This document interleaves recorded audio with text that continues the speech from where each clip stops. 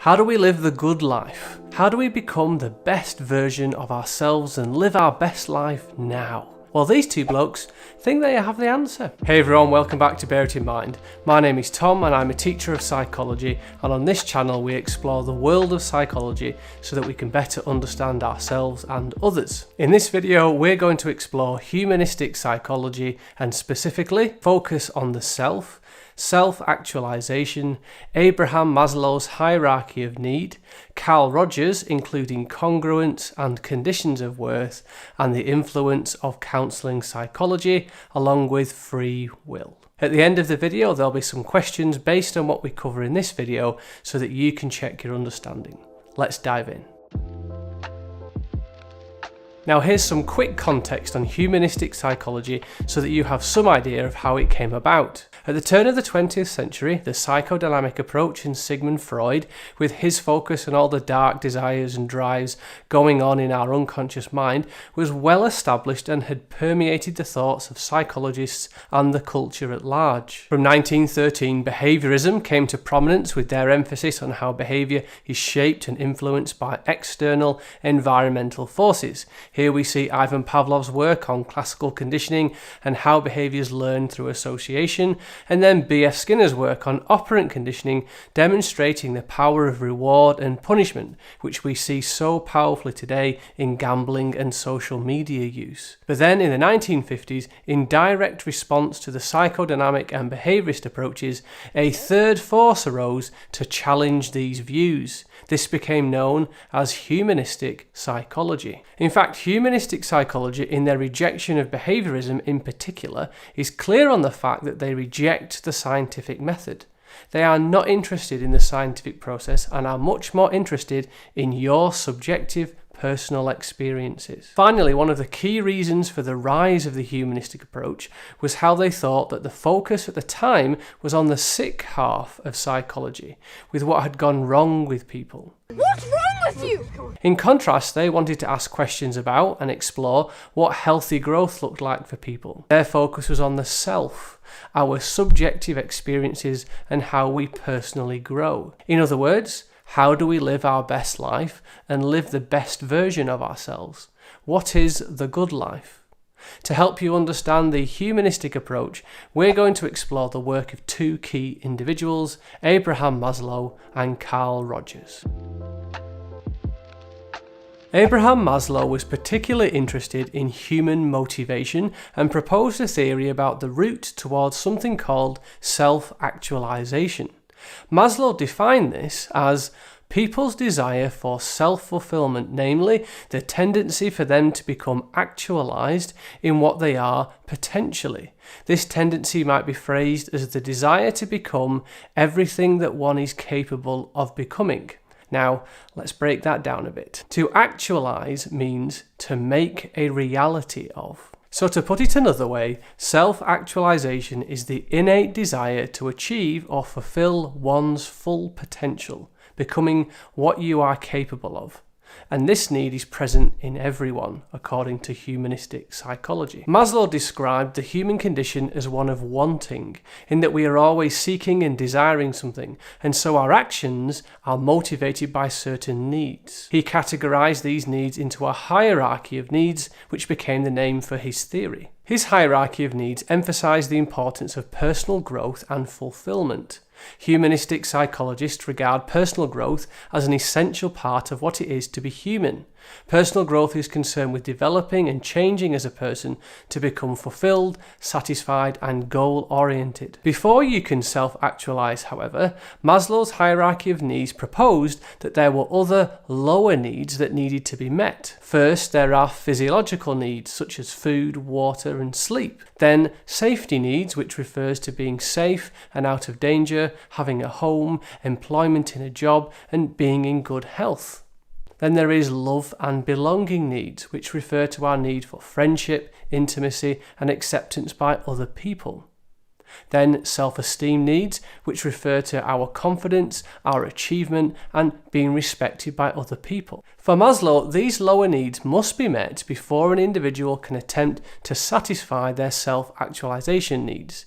These he termed deficiency needs. Self-actualization, in contrast, is where people experience purpose and meaning in life. They are characterized by an acceptance of who they and others are. They are also independent. They don't go along with other people's ideas of happiness, they live in the moment, and are also open and spontaneous to new experiences, not confined by people's expectations. It's thought that you could recognize someone in a state of self-actualization in that they do not focus on themselves or on how other people perceive them. Maslow based the hierarchy of needs on his analysis of historical figures whom he considered to be self-actualized. From this analysis, he identified the characteristics that they shared in common. Examples of those he classified as self-actualizers included Albert Einstein, Eleanor Roosevelt, and Abraham Lincoln. For Maslow, these were individuals who had used their abilities to their fullest, who had actualized and made a reality their full potential, and had been fulfilled in life.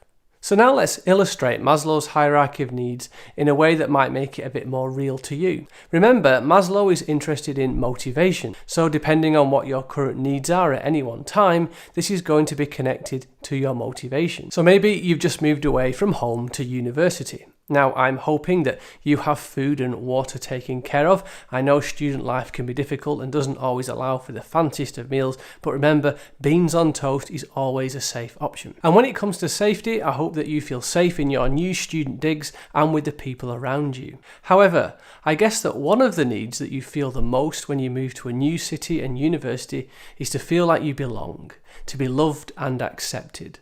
So often our behaviour is motivated by this need. We may be a little more anxious when meeting new people because we want to be accepted and loved. We may also have some doubts about whether we are smart enough to be at this university, so we might be motivated to work extra hard with the first couple of assignments so that we feel like we belong.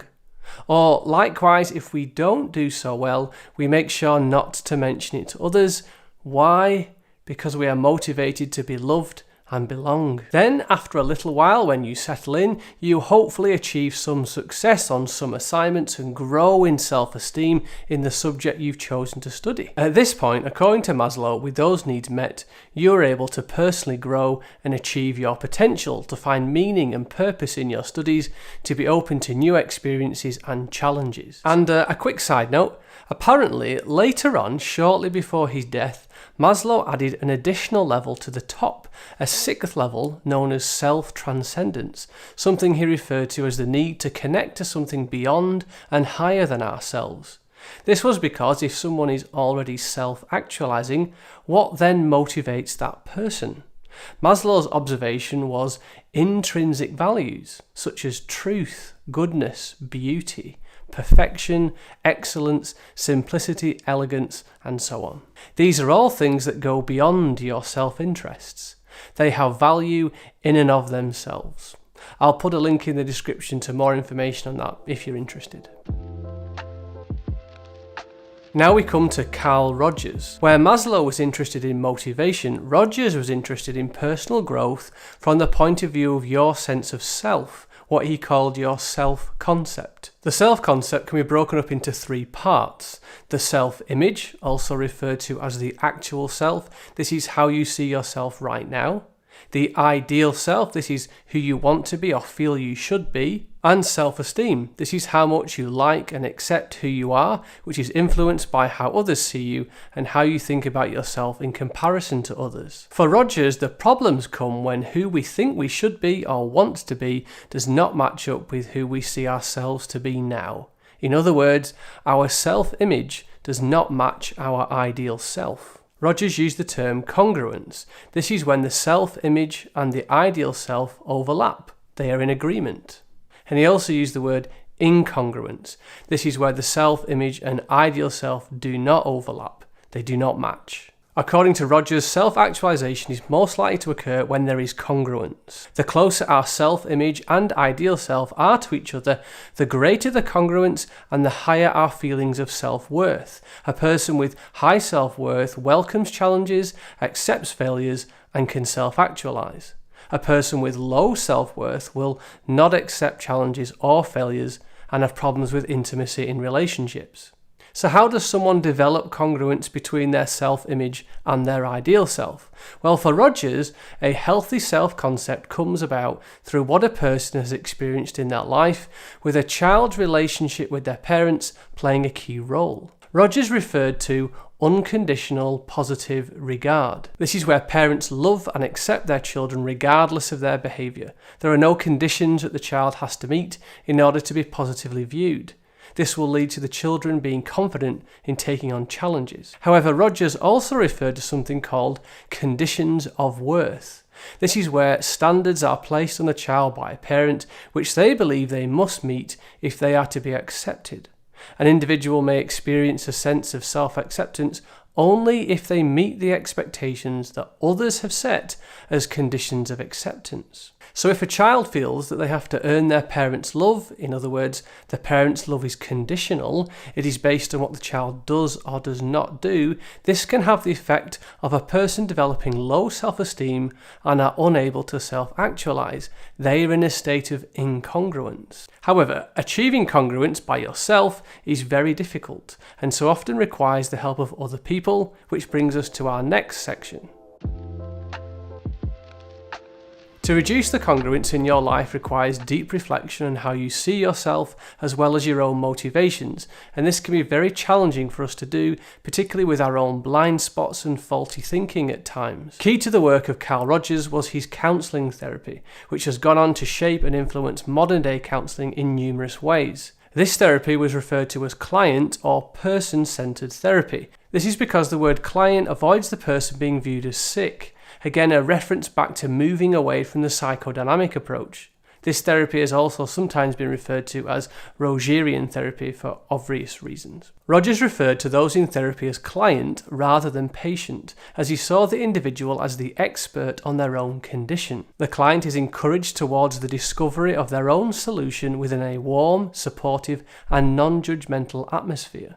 The therapist's role is to guide the individual themselves, as opposed to being the expert with the answers who can fix them, which is in contrast to the role of talking therapies proposed by Freud's psychoanalytic theories. For Rogers, an effective therapist should provide the client with three things: genuineness, empathy, and unconditional positive regard, which is a positive evaluation of the client regardless of their behaviour. The aim of the therapy is to increase the person's feelings of self-worth, reduce the level of incongruence between the self-image and the ideal self, and to help the person become a more fully functioning person. So let's consider a scenario, but remember this is just a hypothetical scenario to illustrate and help you understand humanism. One day, Lizzie has a meeting with the school counsellor because she's been struggling lately with her studies. She tells the counsellor how much she's been suffering from anxiety around exams and how it's all getting too much, and she's considering packing in A-levels and just getting a job. What might be going on here? Well, the counsellor explores the situation further with Lizzie, showing genuine care and concern for her.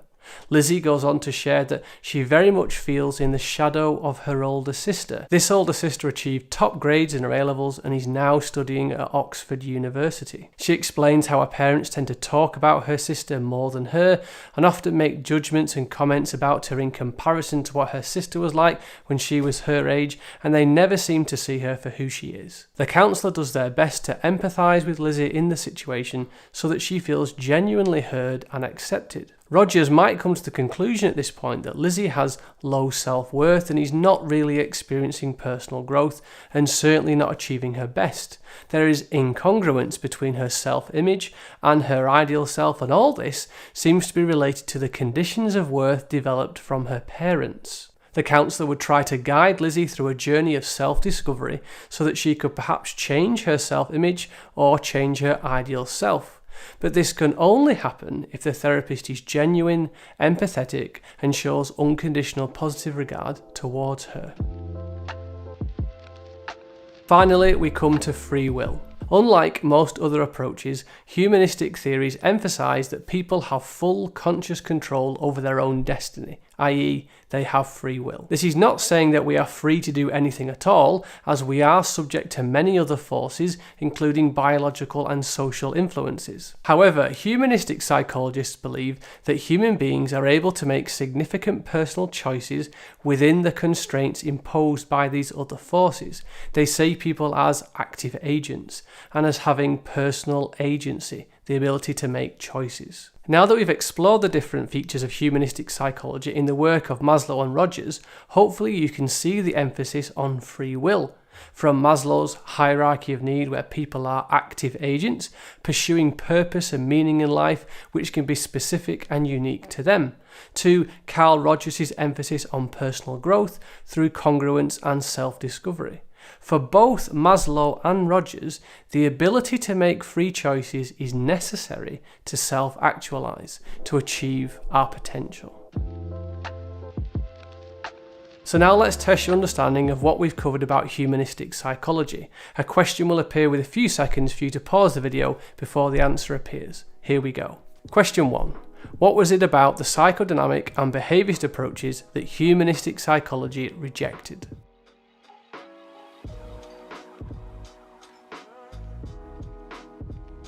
Question 2. Who are the two key psychologists in relation to humanistic psychology?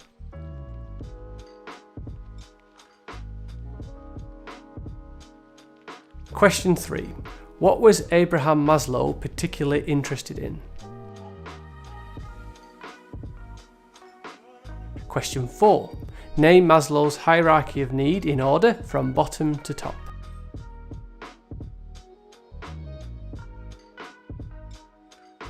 Question 5. Define what is meant by self-actualization.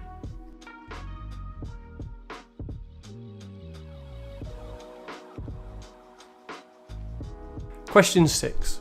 What term did Maslow give to the lower needs that need to be met before self-actualization can be achieved?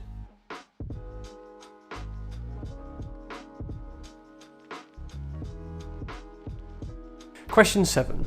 Carl Rogers was interested in personal growth and your self-concept. What are the three parts to the self-concept?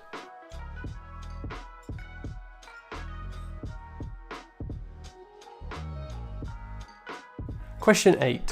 What is meant by the term congruence in relation to humanistic psychology?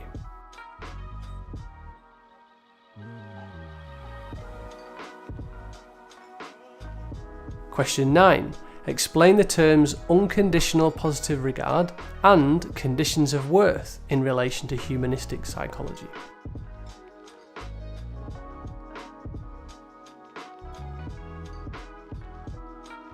Question 10. What was the name of the counselling therapy pioneered by Carl Rogers, and why was it called this?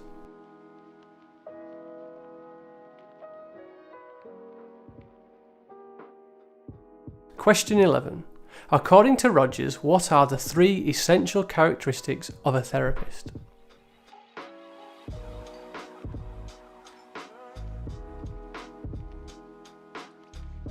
Question 12. Name three aims of client-centered therapy.